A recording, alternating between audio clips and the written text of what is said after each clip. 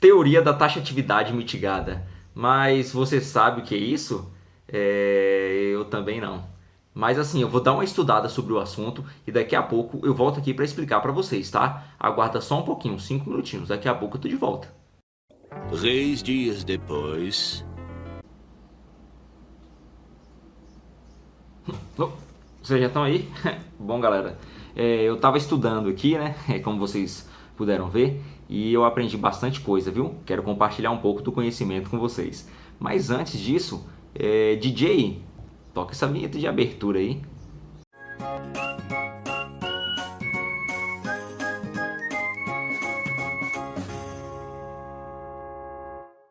Então, galerinha, estamos de volta aqui. E para a gente entender melhor o que é essa tal taxatividade mitigada, a gente precisa saber primeiro o que é o agravo de instrumento. Bom, o agravo de instrumento ele é o recurso utilizado ali contra as decisões interlocutórias proferidas pelo juiz. Mas, Gabriel, o que são decisões interlocutórias? Não tô lembrado, não. Não tá lembrado, não. Não, nunca nem vi. As decisões interlocutórias são aquelas proferidas em juízo em que o juiz não extingue o processo. A exemplo, podemos utilizar quando o juiz concede uma justiça gratuita ou nomeia um curador ou perito. Mas em caso de decisões interlocutórias, o recurso cabível é o agravo de instrumento, que tem a sua positivação no artigo 1015 do Código de Processo Civil, e existe ali um rol taxativo de situações a que pode ser utilizado. Eu não entendi esse final. Quer dizer, não entendi foi nada. O rol taxativo do artigo 1015 que Gabriel citou, ele dispõe que cabe agravo no instrumento contra as decisões interlocutórias que versarem sobre tutelas provisórias, mérito do processo, rejeição da alegação de convenção de arbitragem, incidente de desconsideração da personalidade jurídica, rejeição do pedido de gratuidade da justiça ou acolhimento do pedido de sua revogação, exibição ou posse de documento ou coisa, exclusão de litisconsórcio, rejeição do pedido de limitação do litisconsórcio, admissão ou inadmissão de intervenção de terceiros, concessão, modificação ou revogação do efeito suspensivo aos embargos à execução, redistribuição do ônus da prova e outros casos que estejam expressamente previstos em lei. O parágrafo único ele também dispõe que caberá o agravo de instrumento contra a decisão interlocutória proferida na fase de liquidação de sentença ou de cumprimento de sentença no processo de execução e no processo de inventário.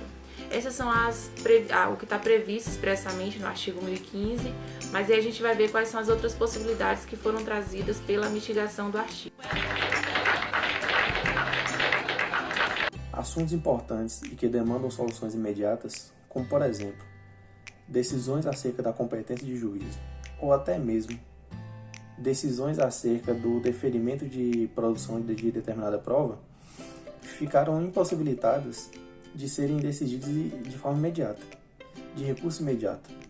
Sendo assim, elas necessitam esperar todo o trâmite em primeiro grau para poderem ser julgadas em juízo de segundo grau. Como alusão a essa problemática, podemos imaginar um cenário em que, em um determinado processo, uma das partes invoca a preliminar de incompetência de juízo, este entende-se ser competente e nega o provimento através de uma decisão interlocutória. O processo segue normalmente e só após a prolação da sentença que essa parte poderá invocar de novo essa preliminar em recurso de apelação. Só após esse momento que o tribunal poderá dar provimento ou não a essa preliminar invocada. Vejamos então que isso ocorrerá depois de muito tempo. Assim, fica fácil a percepção acerca do grande risco útil ao prosseguimento do processo. Que merda, hein? Sabia não? Esses problemas ocasionados pela taxatividade do artigo 1015 do CPC fizeram com que Nancy, em 2018, passasse a defender a tese da teoria da taxatividade mitigada. Essa teoria permitia que as pessoas pudessem interpor um agravo de instrumento com relação a questões urgentes que não pudessem esperar pela apelação. Obviamente houve quem criticou essa teoria, discordasse da tese de Nancy, mas no final deu tudo certo, a corte recepcionou e em dezembro de 2018, através da conclusão do julgamento do resto de 1704, 1520, dos recursos repetitivos, o STJ publicasse um acórdão determinando que a partir de então O artigo 1015 teria taxatividade mitigada, permitindo aí que essas questões urgentes pudessem ser agravadas, desde que não pudessem esperar pelo recurso de apelação, porque se esperasse já não resolveria mais nada aí para a parte. Aqui é um pedacinho do recurso, diz isso. Aí Nancy ainda fala que a teoria da taxatividade mitigada permite que haja uma cláusula adicional de cabimento, já que o quesito urgência faz com que essa questão possa ser agravada.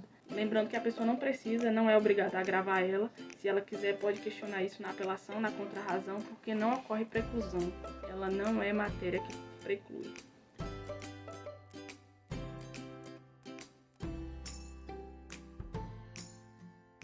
Bom, pessoal, neste tópico a gente vai tratar um pouco sobre as hipóteses, né, as quais o STJ entendeu o seu cabimento, levando em consideração a teoria da taxatividade mitigada. A primeira hipótese, nesses casos, são contra as decisões proferidas em liquidação e cumprimento de sentença, seja no processo executivo ou na ação de inventário, devido à distinção dos regimes processuais, já que o artigo 1015 só se aplica naquela fase de conhecimento. Bom, a segunda hipótese seriam aquelas situações relativas à guarda das crianças, né? Como, por exemplo, a decisão que determina a busca e a apreensão do menor para efeito de transferência ou de guarda, mas é claro, sempre sendo justificada pelo critério da urgência. Também temos aqueles temas que versam sobre a exclusão do litisconsorte, né? Independente dos motivos jurídicos, conforme ficou definido no julgado do recurso especial número 1772839, que foi relatado pelo ministro Antônio Carlos Ferreira. Inclusive, foi nesse mesmo julgado que ficou definido o cabimento do agravo de instrumento contra decisões interlocutórias que tragam temas relativos à prescrição e à decadência. É claro, né, devido à sua natureza do mérito. Também temos aquele do qual decida sobre qual legislação será aplicada, já que trata-se do mérito do processo, entendeu? Como no recurso especial de número 1702725, o qual a decisão pela aplicação ou não do Código de Defesa do Consumidor, ele altera a contagem de prazo de prescrição.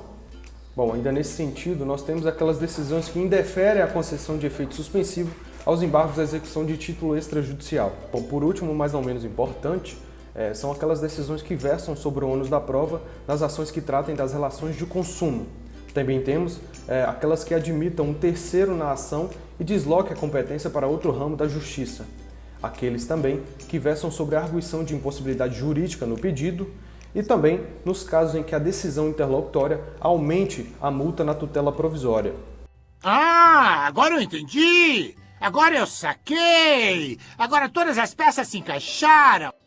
Então, galera, nesse tópico vamos falar sobre as decisões não passíveis de agravo de instrumento, conforme entendimento da Corte Especial do STJ, que são elas: decisão combinatória de multa do artigo 334, parágrafo 8º do CPC, decisão que indefere o pedido de julgamento antecipado do mérito por haver necessidade de dilação probatória.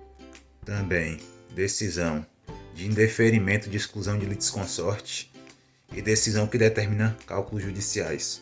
Decisão que indefere o pedido de suspensão do processo por prejudicialidade externa. Decisão que versa sobre honorários periciais. Decisão interlocutória que indefere o pedido da preliminar de legitimidade passiva. Decisão que homologa o pedido de desistência parcial da ação. E decisão interlocutória que na segunda fase da ação de prestação de contas defere a produção de prova pericial contábil. Se tu vier aqui, eu boto do meu lado aqui, sentado aqui todo o programa aqui pra falar sobre isso aí, porque tu é um cara, tu é um mito,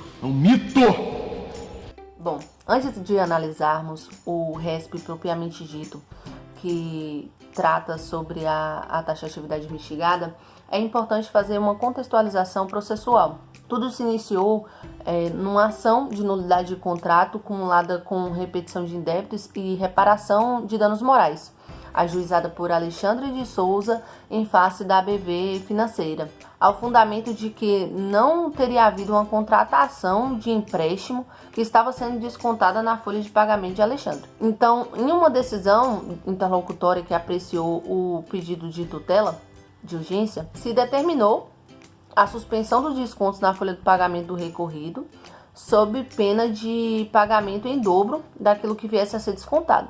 Isso foi descumprido pela financeira e, em razão desse descumprimento, houve uma nova decisão interlocutória, Novamente, o juiz de primeiro grau, a majoração da multa diária, né? Houve uma majoração dessa multa e a restituição em triplo dos valores indevidamente descontados na folha de pagamento de Alexandre. Então, a financeira, em defesa, né, contra essa decisão, recorreu em agravo de instrumento, o qual não foi conhecido pelo juízo, sob o argumento de que o aumento da multa não está contemplado na linha do artigo 1015 do CPC. Impostos embargos pela recorrente, inclusive para tratar a fim de pré-questionamento exigido na interposição do RESP, e foram rejeitados esses embargos por unanimidade. Então, a BV financeira, em defesa, não restou outra alternativa senão impetrar um RESP ao STJ, conseguindo o deferimento posteriormente, aplicando então a teoria da taxatividade mitigada. Que coisa absurda! Os argumentos utilizados pelo TJ para negar o agravo de instrumento interposto pela empresa BV Financeira foi de que a decisão agravada ela não se enquadra no inciso 1º do artigo 1015 do CPC, uma vez que a decisão ela não versa sobre a tutela provisória. O entendimento interpretativo da Corte é no sentido de que o rol do 1015 ele é realmente taxativo e não se admite a extensão interpretativa que alcance a decisão agravada. A agravante ela alega que o agravo de instrumento ele deve ser conhecido em virtude da possibilidade de interpretação extensiva do 1015. E sendo assim, ele interpôs os embargos de declaração, alegando contradição diante da teoria da taxatividade mitigada do 1015. Contudo, a relatora Mônica de Matos, ela foi firme no seu posicionamento, dizendo que os embargos, eles só cabem quando a contradição é dentro do próprio julgado, o que, no caso, não alcança o rol do 1015. Tá bom. Obrigado, Lara e Carol, pela contextualização do caso até sua chegada ao STJ. Eu continuo daqui. Na Corte Superior, o RESP teve como relatora a ministra Nancy Andrighi, grande defensora da teoria da aplicação da taxatividade mitigada do artigo 1015, inciso 1º do CPC. Para a ministra, esse dispositivo deve ser interpretado como uma cláusula de cabimento de amplo espectro, garantindo a possibilidade de recurso via agravo de instrumento das decisões interlocutórias, que digam respeito não apenas ao núcleo essencial da tutela provisória, mas também aos aspectos acessórios que estão vinculados a ela, neste caso a urgência. Pois, tanto as tutelas cautelares quanto as antecipatórias visam a satisfação prematura dos pedidos realizados por uma parte ainda na fase de conhecimento, porém há um grande custo que será arcado pela outra. Em especial, neste caso aqui tratado, a urgência fica ainda mais evidente por se tratar de uma decisão interlocutória que aumenta valores que haviam sido fixados pela primeira decisão interlocutória, como descrito anteriormente pela colega Larissa. Em suma, essa segunda decisão é uma extensão da primeira. Caso a teoria da taxatividade mitigada não pudesse ser aplicada, a recorrente não poderia se insurgir imediatamente contra essa decisão, tendo de arcar com os custos financeiros advindos dela e podendo confrontá-la somente no segundo grau de via apelação ou contra-razões. Em relação ao uso da palavra extensão, a ministra Nancy alerta que a interpretação dela deve ser no sentido de uma maior abrangência ao conteúdo do inciso 1º do artigo 1015, justificando assim o uso do agravo de instrumento face às decisões que não só tratam da própria tutela, como também as que versem sobre seus aspectos acessórios que estão vinculados a si, como a sua majoração, como neste caso em específico, ou sua modificação. Por fim, a relatora, seguida pelos demais ministros, decidiu pelo afastamento do óbice de cabimento do agravo de instrumento, que havia sido interposto pela BV Financeira, encaminhando o de volta ao TJ do Rio de Janeiro para sua análise e, por consequência, fixando assim a tese de que é válida a aplicação da teoria da taxatividade mitigada nessas circunstâncias.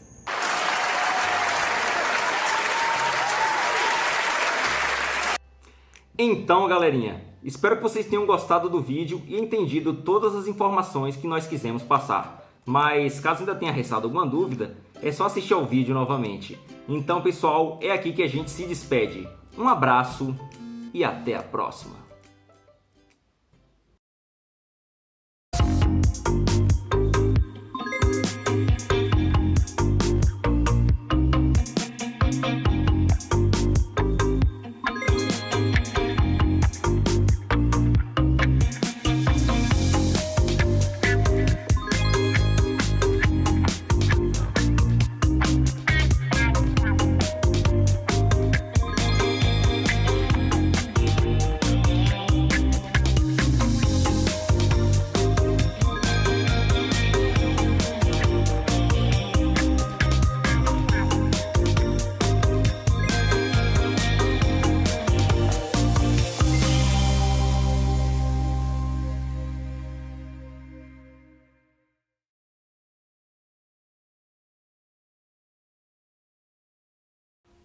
Mas já acabou. Ué? Os caras cortou eu.